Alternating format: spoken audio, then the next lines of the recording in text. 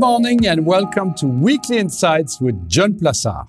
Without anyone talking about it, gas prices hit a new all-time high last week in the US, the 12th day in a row. This will have obvious consequences on the economy, on the consumer firstly. It makes sense that higher gas prices will eat into consumer wallets, hurting spending, consumer spending, and the economic growth. $1 spent on gasoline is a direct substitute for $1 spent elsewhere for a typical household. That means that the rise we're seeing in prices at the pump may see a direct and almost one-for-one impact on spending elsewhere. According to BLS Consumer Expenditure data, in round numbers, the average U.S. household spends a little over $60,000 a year, of which about $4,000 is on gasoline, looking at the data. So gasoline spending is about 6% of the household budget. It is also estimated that spending on gasoline is likely to result in a corresponding decrease in spending elsewhere in the household budget, a reduction of about 6%.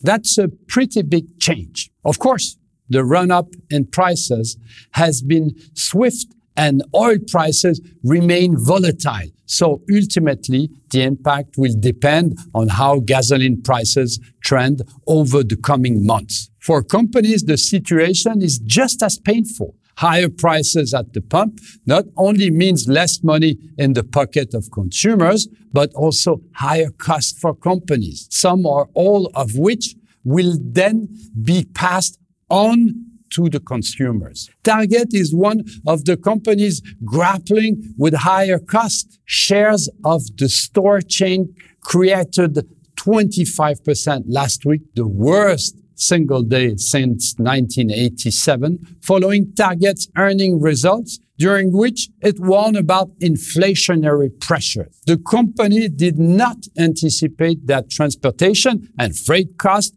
would skyrocket so quickly in 60 days. The increase in fuel and diesel costs will represent an additional cost of approximately $1 billion over the fiscal year, and the significant increase that Target did not anticipate.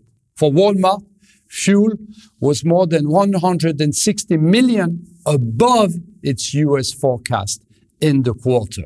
The same impact on airlines, of course. It will therefore be necessary to analyze very closely the evolution of prices at the pump to calculate the impact on the American and, of course, European economy. Thank you very much. Have a great week. Stay safe and keep on winning.